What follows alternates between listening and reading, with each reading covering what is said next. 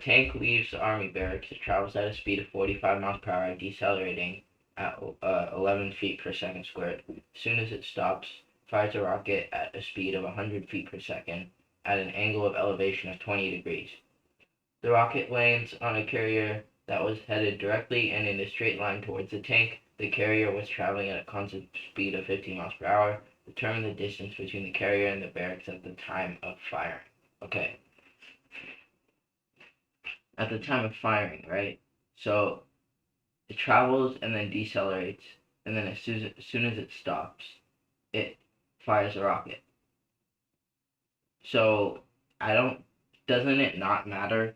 It shouldn't matter that it was moving in the first place because it stopped and then shot something. So that would just be, unless I'm mistaken, let me get set up here real quick. So what you would do here is you would have your tank, right? And it shot a missile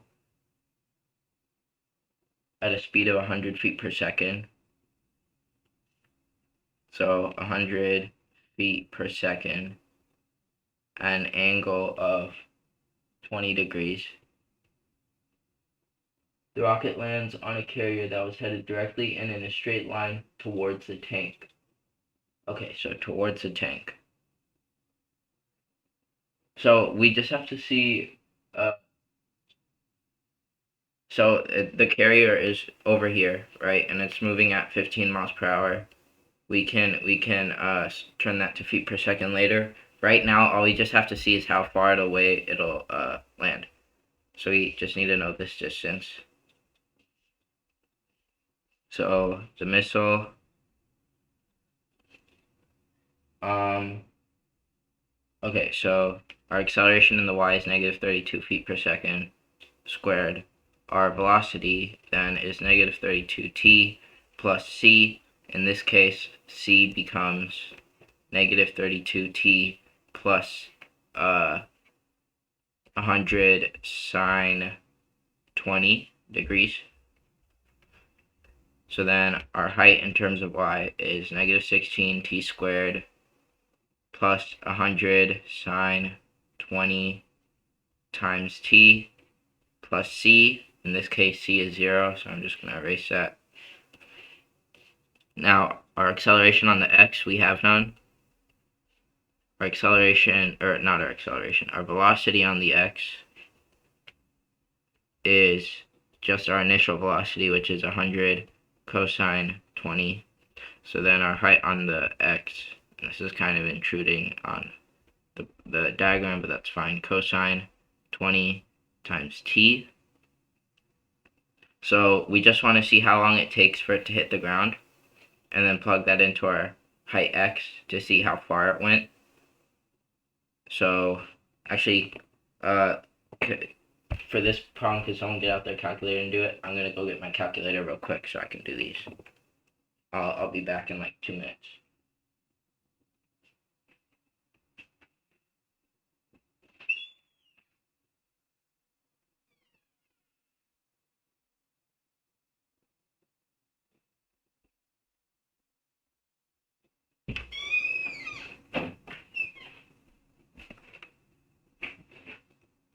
Alright, I'm back. Did someone do it on their calculator? See where it hits, how far it took for it to hit the ground in terms of y? How long it took? To do that, you would just set height y equal to 0, and you would get 2 t's.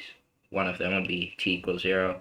The second one, let me get out my calculator, solve, negative 16 times, and it's important to do the times because I lost like half the test's worth of points, because if you don't put it times, it gives you an error. So whenever you have a variable, just times it by a constant instead of just saying 2t, say 2 times t. But anyways, negative 16 times, I'll use x squared plus 100 sine 20 times x is equal to 0. Solve for x. And it tells me it is 25 sine 20 over 4, which is approximately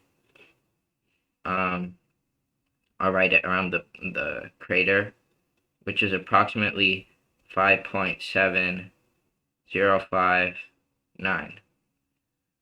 Okay, so we check our height x. Can you guys hear me, by the way? My mic? Yeah. Okay, cool. All right. So height x, so it's 100. So this would equal 100 cosine 20 times 5.7059. Does that make sense why it's that? Okay, so then we just plug that into our calculators. 100 cosine 20 times uh oh wait, hold up. I might be in radians. Yeah, I'm in radians. Never mind. Let me do that one more time. So t is actually 2.1 something. So let me write that. T is actually 2.13762589579. Okay, so we multiply. I'm going to call that T1 just so I don't have to write it again. So our height on the x is 100 cosine 20 times T1, which is equal to,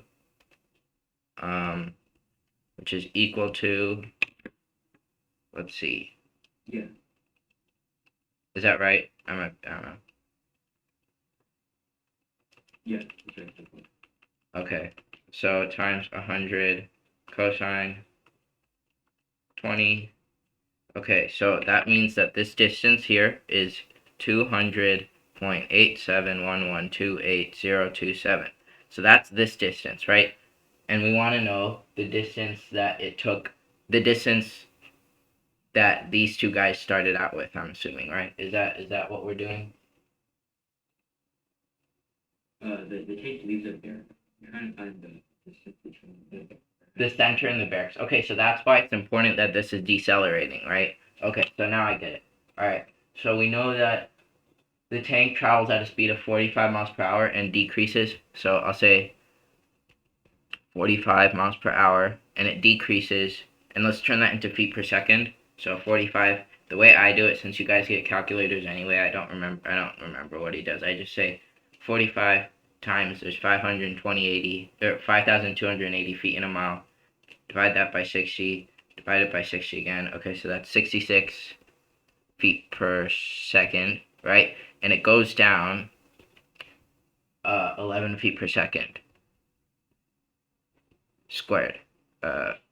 So we know that after 6 seconds, this comes to a complete stop. So we know that at our initial time, this was uh this was well. First, okay. So let's make a separate let's make some expressions for the tank. So we know that our acceleration on the x is negative 11 feet per second squared. Our height on the x is negative 11 times t plus our initial value, which is 66 feet per second. Or there shouldn't be units there, never mind. So and that's our velocity, not our height. My bad. Height is negative 11 over 2t squared plus 66t plus c. In this case, I talked to Derek about this last time, but it actually doesn't matter where you consider your origin point to be for this model, because you'll just have to compensate for it later, or it'll always give you the same answer no matter where you put your origin point. But to make it convenient, we'll put it right where the tank starts, and that's where the barracks are. So we'll just say our c is 0. So let me erase c. Okay, there we go. So now let's set this equal to 0. We get t is equal to let me do our solve. Negative 11 over 2 times x squared plus 66 times x is equal to 0 comma x. Okay, so 12. So it took 12 seconds. Actually, what am I doing right now? We don't want to know when height. Well, okay. So it took 12 seconds for. Shoot, what am I even doing right now? If you're trying to find the distance between the graph. And where it comes to a complete stop, right? So yeah. So we set this equal to 0. I don't know what I was doing there. So we set our velocity equal to 0 to find where it equals 0. We get that t is equal to 6 when our velocity is 0. So we plug that into our height. Yeah, I don't know what I was doing there. 11 times 2, or 11 over 2 times x squared plus 66 times x at x is equal to 6. So we get 198. So this is 198, and then it comes to a complete stop. Then it shoots out this much, 200 point something. And now all we need to figure out is we need to do the same process we did for the tank, but for the carrier. And you could use negative velocities and stuff, and like, but you can also treat this as a localized thing where it's like, how much time did it take for the tank to stop and shoot, and then just see using the velocity. I don't think it's accelerating or decelerating. Yeah, so just find how much time it took for the tank to stop and shoot and for the missile to hit the ground, and then just use that in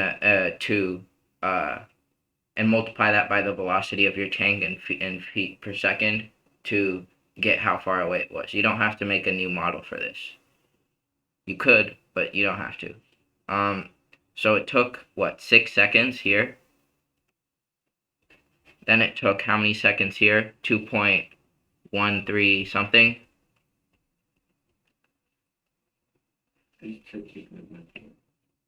Okay, yeah, 2.14. I mean, yeah, okay. And then, so that's how many seconds it took. So for the tank to be at that missile, where the missile hits the ground, it needs to be, at the spot where after 6 seconds, it is at that landing point. So we just take this velocity, multiply it by 6, right? And then move it that much far away so that after 6 seconds, it'll be at the spot. So 15 miles per hour in feet per second is, it is 22. Yep, okay. 22 feet per second. And we know that it took 6 plus 2.14. So that's 6 plus, it's like 8.14. Let me find the, okay, cool. Just give me 1 second. I'm trying to, I don't like rounding until the end. That's just something I do, so I always find like the original answers that I got out of my calculator and I use those. I don't think it makes a difference. I think he rounds, but I personally like using the raw numbers and then round at the end. So it took 8.13 seconds for this whole thing to happen. So this needs to be 22 times 8.13. So it needs to be 178.86 feet away. Does it make sense? Does that make sense why we multiplied this velocity by the time it took for the missile to hit the ground? Yeah. Okay. So I was wondering is that what he got? You know how you added? Wait, that's not what he got.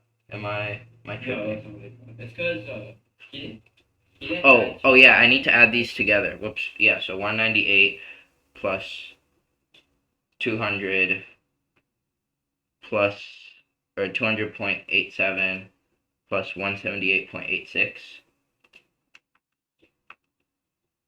Oh wait, I'm still getting a different one. Is there something I'm doing wrong? Or I'm not sure why, but he said just use 2.14 seconds, referring to the tank that's moving at 15 miles per hour. let's see. Determine the distance between the carrier and the barracks at the time of firing. Well, first of all, if we add, like you said, just this and this, do we actually get his answer anyways? I feel like we don't. Let me see, 200. Yeah. Do we get his answer? The 22. You multiply the 22 feet per second by 2. Oh, right, yeah. Okay, let me think of a reason why. Let me read the question again. A rocket lands on. Determine the distance between the carrier and the barracks at the time of firing. Oh, at the time of firing. At the end. That's why these ones you always gotta read the question. At the time of firing. So at this point in time, how far away is it? So um so it moved after 6 seconds. Well, let's say at time equals 0, right? When the tank is just leaving, it's 178.86, right? But then if you multiply it by but after 6 seconds, how far is this going to be now? After 6 seconds, how far is it going to be at its current velocity? It'll be 178.86 minus 22 times 6, right? So it's 46.86. Wait. Let me see. What do you do? So basically all I did was at time equals 0, let me go back a little bit. At time equals 0, our tank is over here, right? And our tank is over here and our carrier is over here, right? It took 6 seconds for our tank to stop, right? So that means in that 6 seconds, this carrier traveled some distance, right? And so now we need to find where that carrier was after 6 seconds, and then we can find the distance between that and that. That's what he's looking for. Does that make sense? Yeah, but wouldn't you still include the 6 seconds and the 2.1 per second when you're calculating the distance between the tank when it stopped and the carrier in order for the carrier to get hit? But we're finding it at the time of firing. Wait. So at the time of firing, it. Yeah, we are accounting for 6 and 2.14. It's just that our answer is at the time of the tank leaving. We need to convert it to at the time of the tank firing. So everything we've done is right. We're just not looking for the right thing. That's all.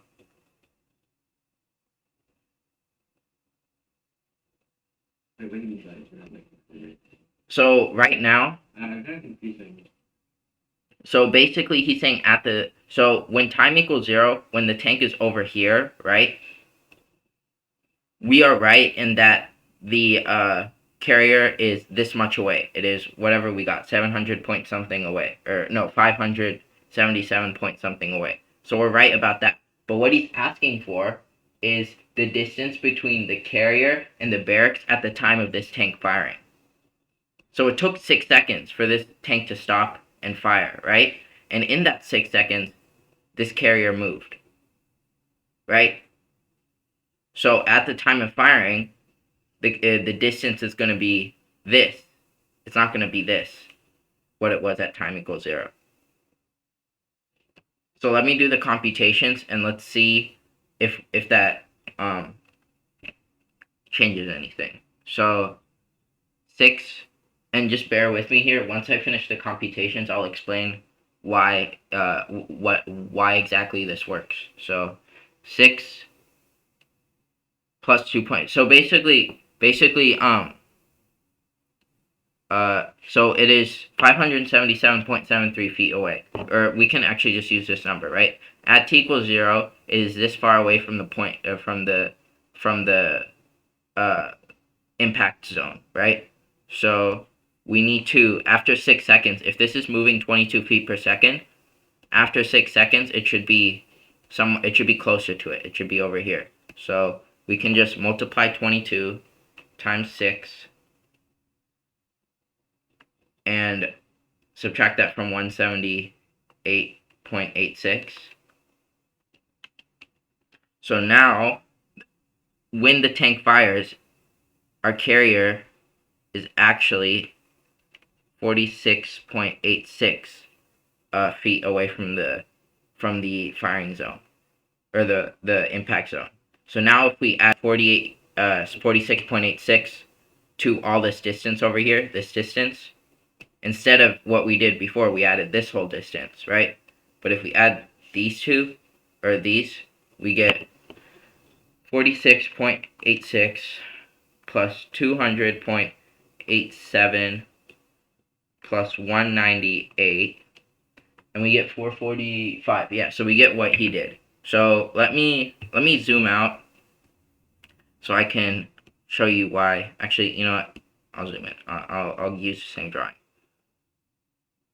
So essentially, another way you could do that, instead of like first figuring out the distance and then figuring out the distance at time equals 0, like when the tank is leaving, and then do all this computation, you could also say, okay, well, our tank, let's pretend our tank was here from the start, right?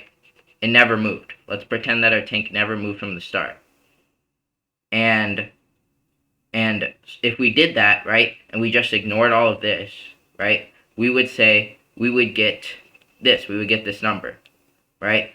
And so we would say, okay, well, the tank needs to be 46.86 plus 200 for it to land in the impact zone. But we want the distance not from the tank to the carrier, but from this bunker to the carrier. So we just add 198 to that, because that's how far the tank is when it shoots. Does that make sense? I can explain it another way if it doesn't. Yeah, that makes sense. I'm just confused as to what the question is asking. Okay, so it's basically asking. What is it? So it's basically asking. So a tank is leaving, right? So it's moving this direction. I'll call this T. I'll put T on the top, and then you have your carrier over here, right? And then after some time, the tank stops, right? But your bunker is over here. I'll make a bigger square. I'll say that's the bunker, right? In that time, your carrier moves some distance, right? So now your carrier is over here, and it's not here anymore. At the time of firing, which is when this comes to a complete stop, right? At the time of firing, how far away is the carrier from the bunker? That's why it says, if you read the question carefully, determine the distance between the carrier and the barracks at the time of firing. Does that make sense? Or I can explain it. I can try explaining it another way. So by at the time of firing, it's referring to not the time. So this tank's already here. It's still traveling 3 miles per hour. So then you use the time it took for the tank to fire. Just the time it took, and not the time it took to stop. Yes, but you do need to add this distance at the end. Even though you're not considering how much time it took, because we're talking about time of firing, you still need to add this distance, whatever this distance was, right? Because we want the distance between the carrier and the bunker. But we're not. We don't care about the time it took, because we're talking about the time at the time of firing. So when it says at the time of firing, we're assuming that the carrier already moved its distance. Now we're trying to find. Yeah, it already moved. Yeah, it already moved this distance over here. It already moved some distance, but we don't care about that because we want the distance at the time of firing. Oh, okay, gotcha. That makes sense. I think originally I was confused as to what it meant by at the time of fire. It makes sense. Yeah, it's yeah. These questions you have to read really carefully. Okay, so I can do a few more if you have one. That's pretty much it. Okay. Just look over everything one more time. I have time, so I can do some more. If you're fine, then we can end. Yeah. Okay, cool.